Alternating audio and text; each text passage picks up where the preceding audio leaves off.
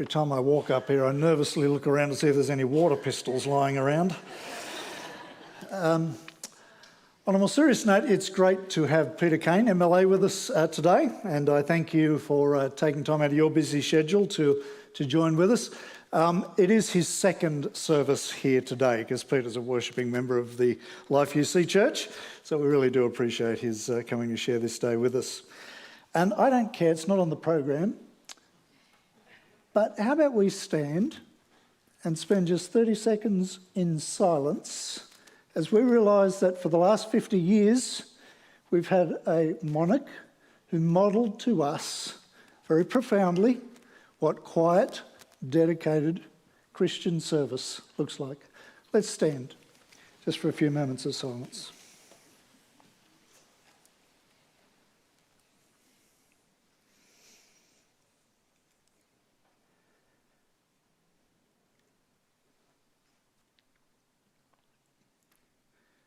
Thank you. You may be seated. I want to bring a short reading to you that I think, I hope and trust will be very familiar to you from Ephesians chapter 3 and verse 14. When I think of all this, says Paul, I fall to my knees and pray to the Father, the creator of everything in heaven and on earth. And I pray that from his glorious, unlimited resources, he will empower you with inner strength through his Spirit. And then Christ will make his home in your hearts as you trust in him. Your roots will grow down into God's love and keep you strong. And may you have the power to understand, as all God's people should, how wide, how long, how high, and how deep his love is. May you experience the love of Christ, though it is too great to understand fully. Then you will be made complete with all the fullness of life and power that comes from God. How do you write a sermon that's good enough for a 50th anniversary? We were sort of joking about that in team meeting this week, and James actually said something to me that was very helpful. He said, never mind, he said, I'm sure whatever you say will be heartfelt. And that is true. So this is not a great sermon, but it is a heartfelt one as we reflect on what God would say to us on a day like this. As you know, if you've been in any of our services over the last few weeks, we've been looking at God-desired outcomes that we want to focus on as a church. We've been looking at the values that we came up with as a pastoral team and a vision that we want to present you with today. Does anyone remember the values? What? Yell them out, what? Jesus front and centre. Yep. Actually, you can put them up if you like, because that is the first one. There we go. What else was there? It's all about the other. Thank you. Any others? Everyone gets to play. One with a little bit of a bite. Costly faith. And the one that just became our favourite as a team as we went, wow. And that is keeping pace with Jesus. Yeah, that's great. So I'm glad some of you remember them. Our objective is over the next 6 months, you're just going to rattle them off in your sleep. Because we want you to know that they are the things, the principles that we are drawing upon as we focus as a pastoral team to lead you over the next few years. And it's now time for a reveal, the vision statement that will tell you what the dreams and hopes and purposes of the pastoral team is about, that what we agreed on. Now, don't get too excited. It's a very simple statement, okay?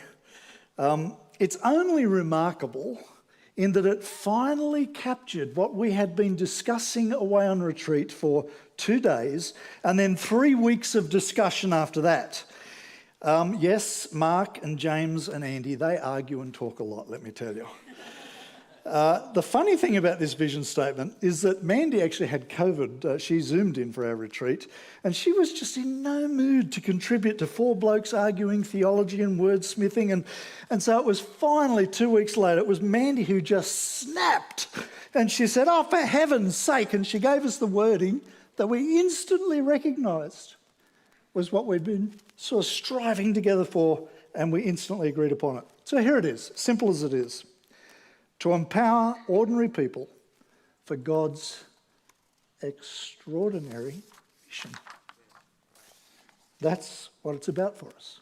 If you want to know who we are as a team and what we're leading you in, that's our vision, to empower you to be about God's extraordinary mission. It is our passion and it's our focus. And it just leaves one little question. How do we do that? How do we do that? Well, I guess a balanced and effective church is generally assumed to be good in 4 areas. There's recognise that there's sort of 4 purposes to a church. You can divide it up other ways, but this is the most common way, I think.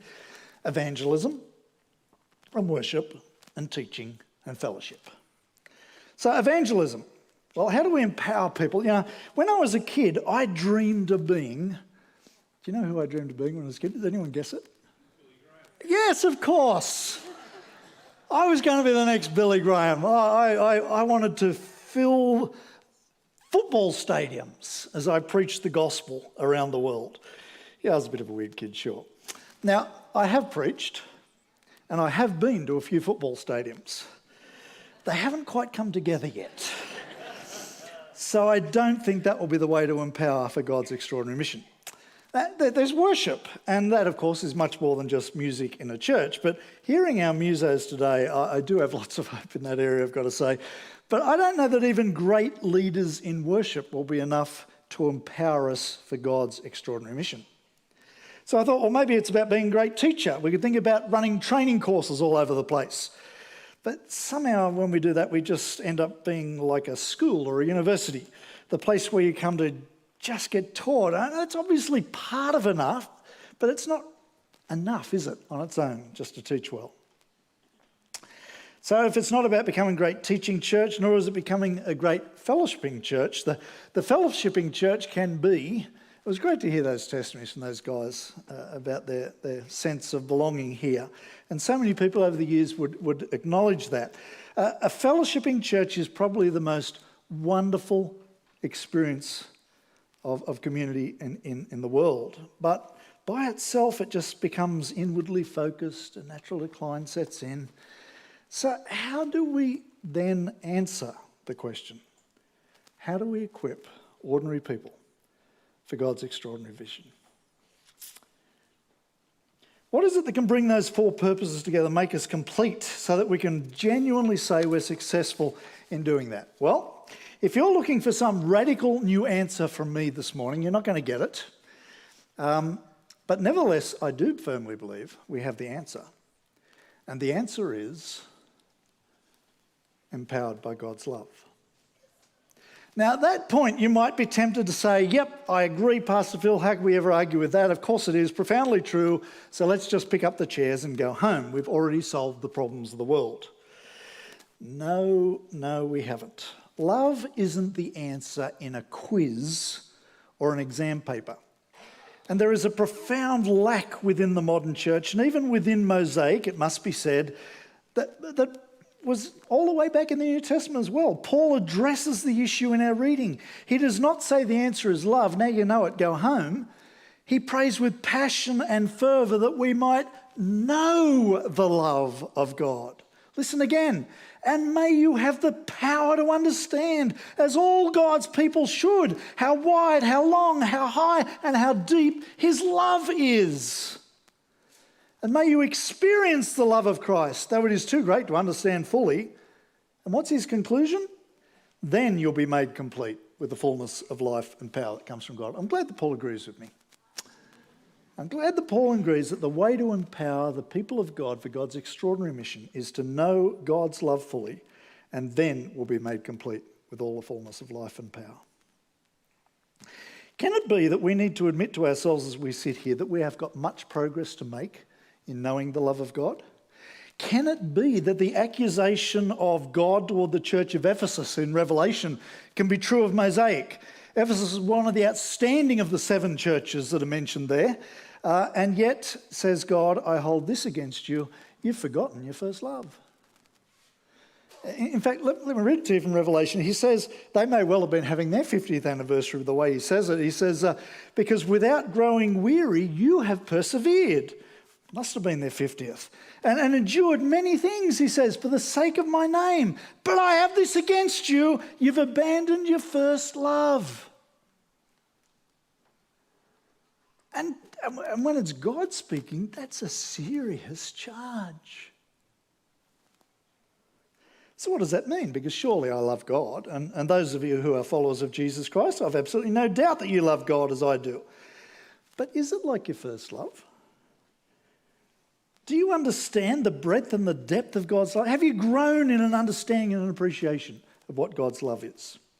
Are we as full of hope and wonder as those for all of their fumbling faults at that first service 50 years ago? Now, you might ask, how do we measure that? How do I know if I've grown lately in my understanding of the fullness of God's love for me? Well, I want to be practical, so let me give you a test. And the test is motivation. By that I mean it's a test of how we understand that we're loved. Take first love. I always enjoy hearing when a young couple these days is engaged that somehow there's got to be this explosion of creativity around getting engaged. It's not done the boring old way anymore.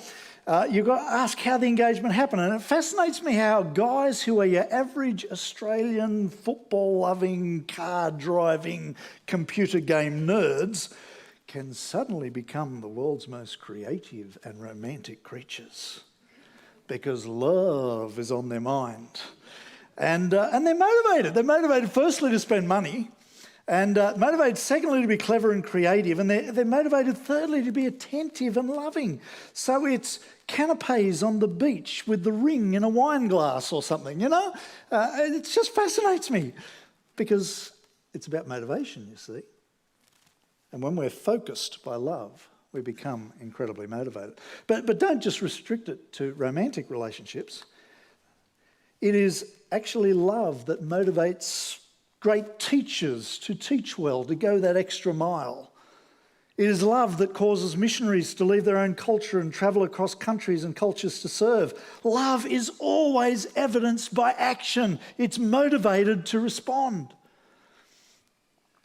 Even God himself is a curious example of that. There's a doctrine which theologians love to debate called the Missio Dei. And if you ever have a night where you have insomnia, just pick up a textbook on that and you'll soon be asleep. Missio Dei is the description of the mission of God. And the curious thing about the mission of God is that we see everywhere, on every page of Scripture, God's missionary activity. His on a journey of mission. He himself in the form of Christ becomes a missionary. But the Bible never uses that language. Never. Nowhere does it call God a missionary. Rare indeed in the pages of Scripture there's anything that even resembles the word mission. It's just not there. Such a profoundly important concept, and yet God never describes himself in those terms. Why not?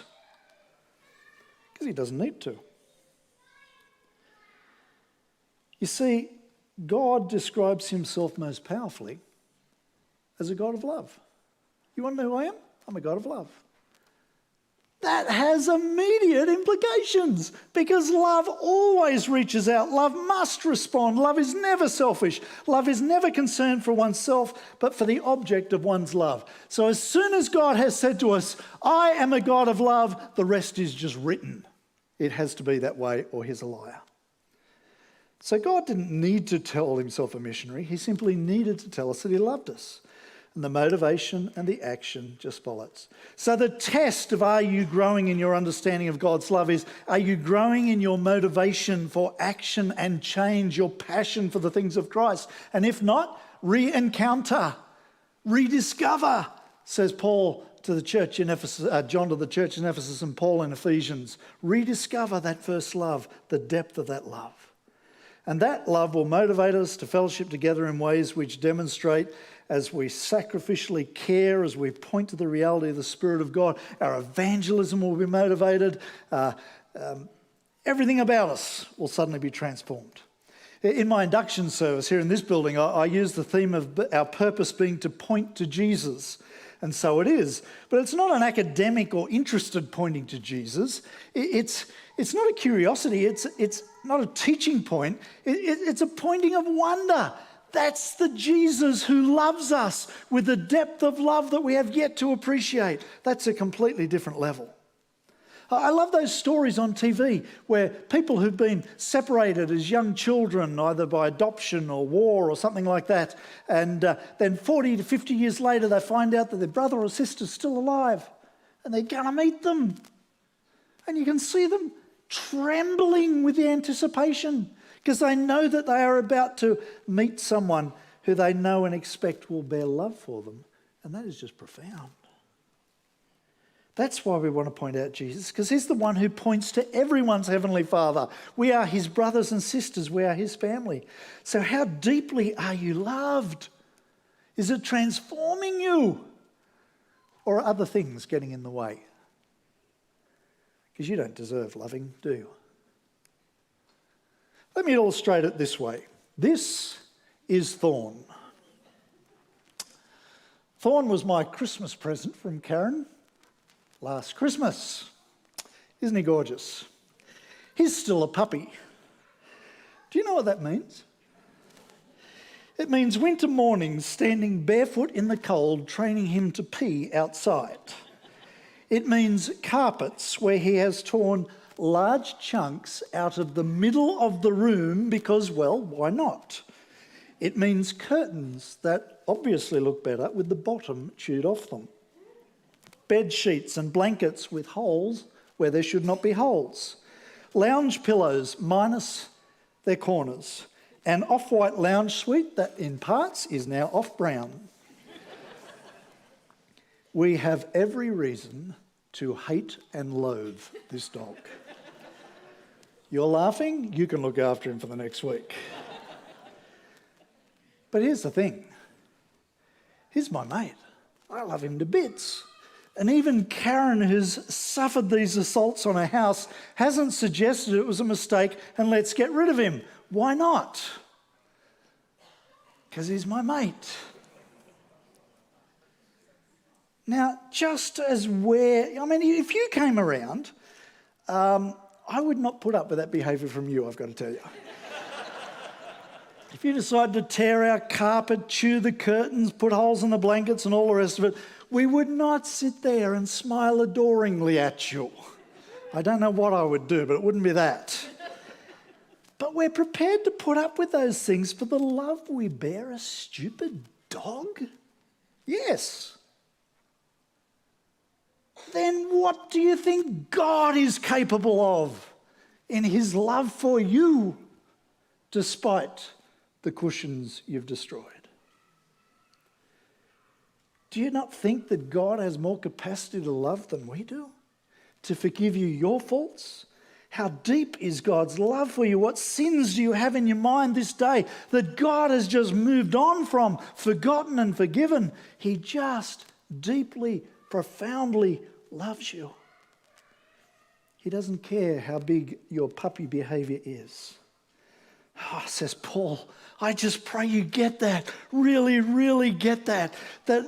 I know you're hopeless. We all are. We're inept. We're stumbling. We're fault-filled. And God knows it too. But despite all that we've done, we are deeply, deeply loved. And that should transform us to be about the mission of God. And when we understand that and we offer him our stumbling, imperfect efforts, a miracle happens. I'm going to close with just a short video. I'm not even going to comment on it, just to illustrate that. This video shows a little bit of the arrogance which we have to be careful never lies behind our vision statement, because of course we can never be up to fully equipping you for God's incredible mission. We need to be humble about that. But as I say, a miracle happens with our stumbling efforts. It's what love does. And this video is a metaphor of how God interacts with our life in love. So it's a video about a couple coming to a piano concert to hear a maestro play, but they mislaid their child. I'm not going to explain it. We'll just finish with it. Thank you for listening. May you know God's depth and breadth and deeply how much he loves you.